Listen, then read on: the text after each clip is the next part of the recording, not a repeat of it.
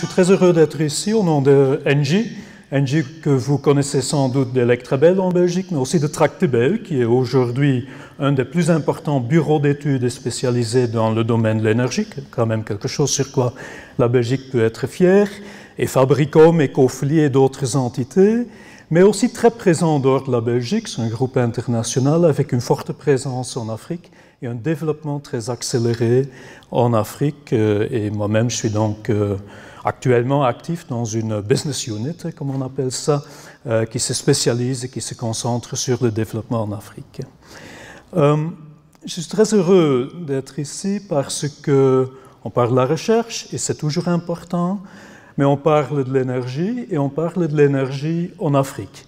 Et ce sujet est de la plus grande importance, pour la raison qui a été évoquée, c'est le nombre de personnes en Afrique qui n'ont pas accès aujourd'hui à l'énergie, plusieurs centaines de millions de personnes, 600, et encore des centaines de millions de personnes qui ont très peu accès à l'énergie.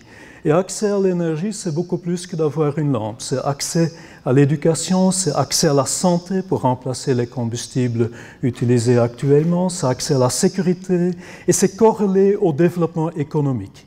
Et croyez-moi, chaque fois que nous sommes en Afrique, nous rencontrons des responsables politiques, des ministres, eux, ils font le lien entre l'énergie et le développement économique du continent et le lien entre le développement économique et les perspectives pour les jeunes. Perspectives pour les jeunes que nous devons trouver pour Afrique, en Afrique, pour éviter quand même ce grand drame humain qui est en cours actuellement, avec des millions de personnes aussi qui cherchent à trouver un futur ailleurs qu'en Afrique. Et aujourd'hui, les solutions techniques deviennent accessibles. Il y a plusieurs échelles. Il y a des solutions à très petite échelle, système photovoltaïque avec une lampe. Il y a des solutions au niveau d'une maison individuelle, un habitat individuel. Il y a des solutions au niveau d'un village, des micro-réseaux. Il y a bien sûr encore les solutions au niveau du réseau, du système, la grande capacité, qui reste important parce que de ce besoin d'investissement qui a été cité, quand même les spécialistes, et par exemple la Banque africaine de développement, estiment que 3/4 sera réalisé en on-grid, donc connecté à un réseau, donc plutôt des grands investissements. Ça laisse 25%, un quart, pour tout le développement du haut réseau, des nouveaux systèmes, avec les micro-réseaux et les systèmes solaires au niveau de l'habitat individuel. Et qu'est-ce qui fait qu'aujourd'hui, ces solutions technologiques deviennent accessibles? C'est une réduction de coûts. C'est un développement technologique qui conduit à une réduction du coût, notamment des énergies renouvelables, des composants d'énergie renouvelable qu'on trouve là-dedans. Vous voyez sur la figure en gauche les tarifs qui ont été donnés à des grands projets en solaire, en jaune et en éolien, le vent en bleu, au cours des différentes années dans le monde entier. Vous voyez la tendance, elle est indéniable, c'est un résultat du progrès technologique et d'une optimisation de la chaîne d'approvisionnement de cette industrie. Une même tendance nous voyons pour les très petits systèmes, qui sont les Solar Home Systems, donc les systèmes solaires au niveau d'une maison individuelle. Il n'y a pas de réseau chez vous, mais quand même, vous pouvez en Afrique acheter un système solaire, panneaux solaires, batteries, convertisseurs de fréquences. Vous pouvez raccorder en premier lieu votre téléphone, votre portable, ordinateur portable, mais aussi votre frigo et un écran de télévision.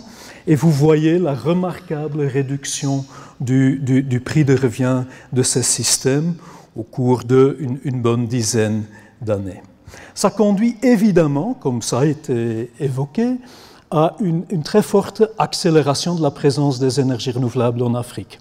Vous voyez qu'une grande partie de la nouvelle capacité qui sera installée n'est ni noire ni bleue, bleu représentant le gaz, mais qui est essentiellement renouvelable, plusieurs sources combinées. Et vous voyez surtout que le solaire connaîtra, pour des raisons assez évidentes, une croissance forte en Afrique. Ça ne veut pas dire, malheureusement, on pourrait dire que pour l'Afrique, il y aura plus d'investissements dans les énergies fossiles. Les besoins énergétiques du continent sont tellement grands qu'au-delà de ce que les énergies renouvelables peuvent apporter, les pays continuent à décider d'investir aussi dans des grands projets charbon et gaz. Et nous croyons, nous sommes persuadés qu'en fait, il y a une très belle complémentarité entre les énergies renouvelables et précisément les gaz. La production d'électricité sur base du gaz, relativement propre par rapport au charbon, est aussi très flexible et se combine très bien avec les énergies renouvelables. Parce que là, on touche au plus grand défi technique auxquels nous sommes confrontés, et là aussi c'est un des sujets qui sont parmi les sujets du programme de recherche qui est présenté ici, c'est faire face à cette caractéristique des énergies renouvelables qui sont intermittentes, qui ne sont pas toujours là, et qui font donc que, au-delà d'une production d'électricité, il faudra aussi avoir des moyens de stockage, et il faut avoir des moyens de gestion de flexibilité, de gestion peut-être de la demande, d'influencer le moment auquel l'énergie est consommée, plutôt que tout simplement compter sur le fait que quand on pousse sur le bouton, il y aura toujours d'électricité.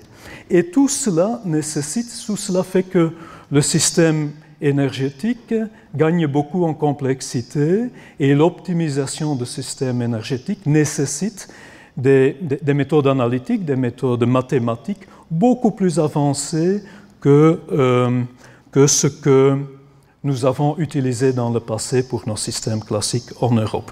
Le développement du système énergétique et électrique en Afrique ne sera pas identique avec ce que nous avons fait dans le passé en Europe. D'où l'importance du sujet de recherche qui vous a été présenté ici. Ceci dit, une bonne partie des besoins sera peut-être couvert sans devoir se connecter au réseau. Déjà, une bonne partie des besoins se manifeste à des endroits qui sont tout simplement trop loin du réseau existant. Et pour ces endroits lointains où il n'habite qu'un certain nombre de personnes relativement limitées, qui ont une consommation relativement réduite, soit il serait excessivement cher d'aller amener le réseau, les lignes haute tension jusque-là, soit ils vont devoir avoir des systèmes individuels, les solar home systems, à l'échelle d'une maison ou un habitat individuel, soit, et heureusement entre les deux, parce qu'ils sont encore assez chers, ces solar home systems, il y a là un nouvel espace pour ce qu'on appelle les micro-réseaux.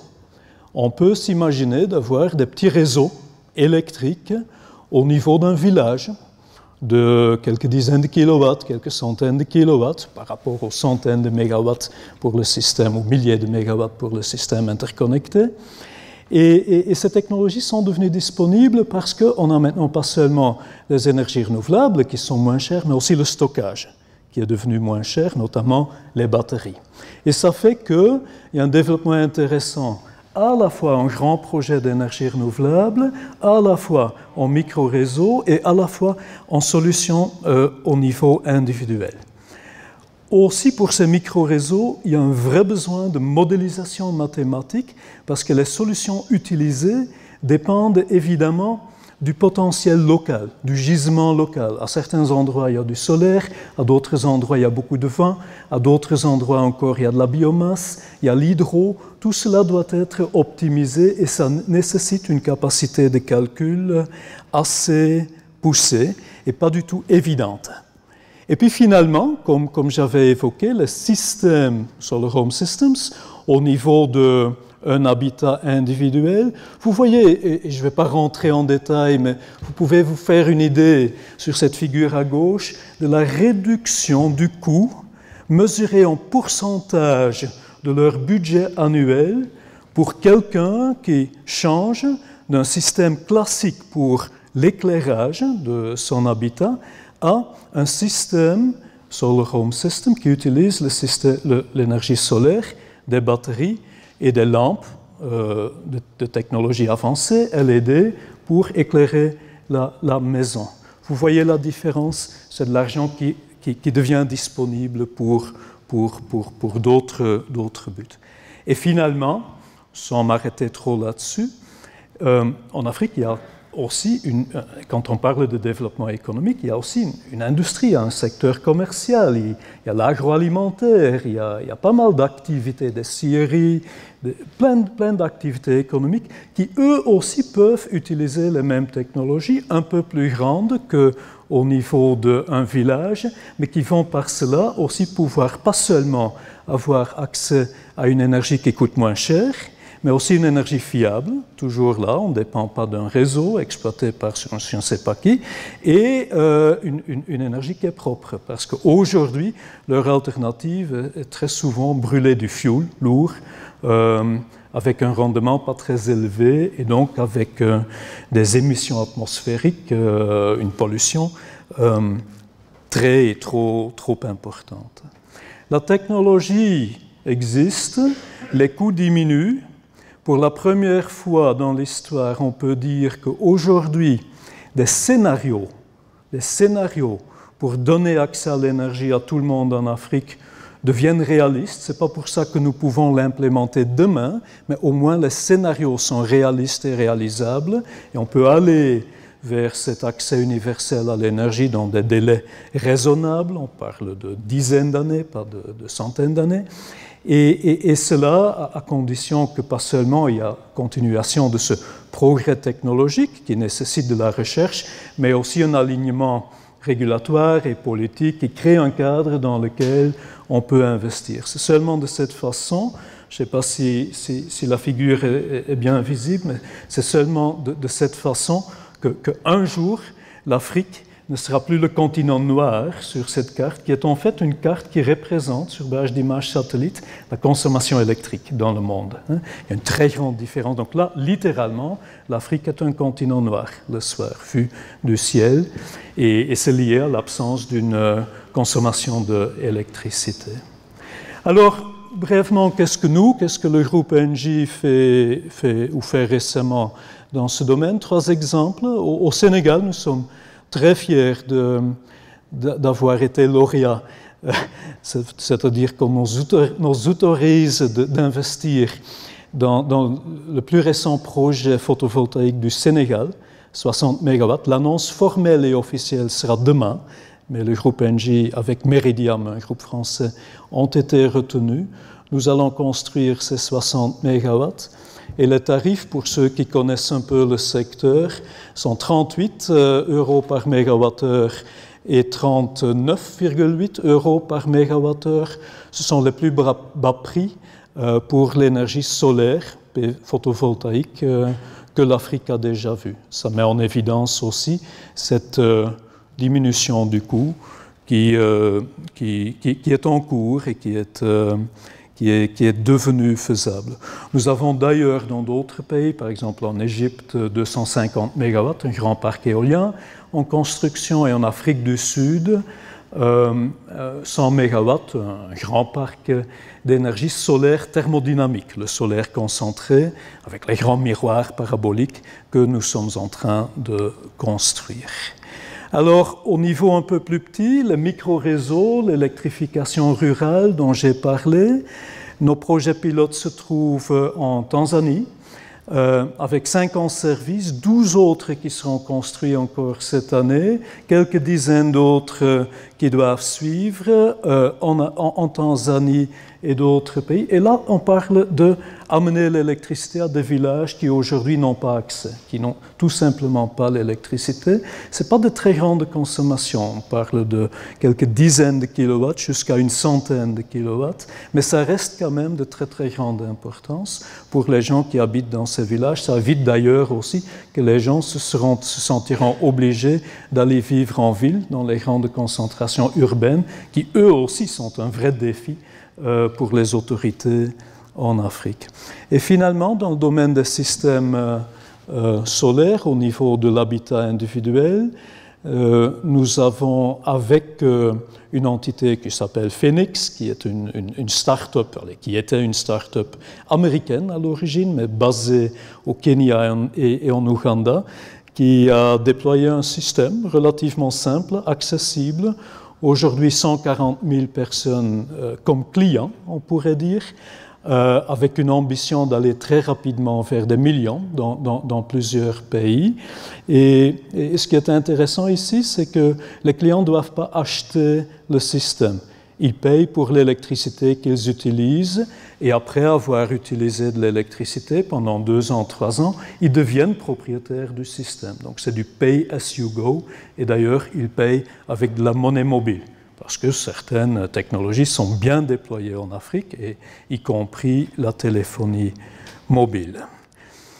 Donc voilà, comme conclusion, je serais content si vous pourriez retenir qu'aujourd'hui, les conclusions sont vraiment réunies pour aller vers cet accès à l'énergie universelle et pour répondre aux énormes besoins énergétiques de l'Afrique, que nous, le groupe ENGIE, s'est vraiment mobilisé pour y contribuer, pour autant qu'on peut, dans les 3 domaines, hein, les grands projets, les micro-réseaux et les systèmes très très petits pour l'habitat individuel, que tout cela nécessite de la modélisation mathématique, de l'optimisation mathématique, avec une complexité qui va plus loin que ce qui existait pour l'Europe. Donc nous sommes ravis de voir l'attention qui est portée à ces initiatives. D'ailleurs, je me permets de dire que les équipes de Louvain-la-Neuve sont quand même connues au niveau mondial pour leur excellence dans ce domaine spécifique. Ce n'est sûrement pas le seul, mais je tiens à le souligner que dans ce domaine, Louvain-la-Neuve est reconnu dans le monde entier. Et donc finalement, je suis vraiment ravi aussi de cette initiative du prix qui permet pas seulement de donner un vrai support à cette recherche, mais aussi donner une belle reconnaissance et peut-être agir un peu comme avoir un effet levier par l'attention que ça attire sur ce sujet qui est, à notre avis, un sujet de toute première importance. Donc je vous remercie pour ça.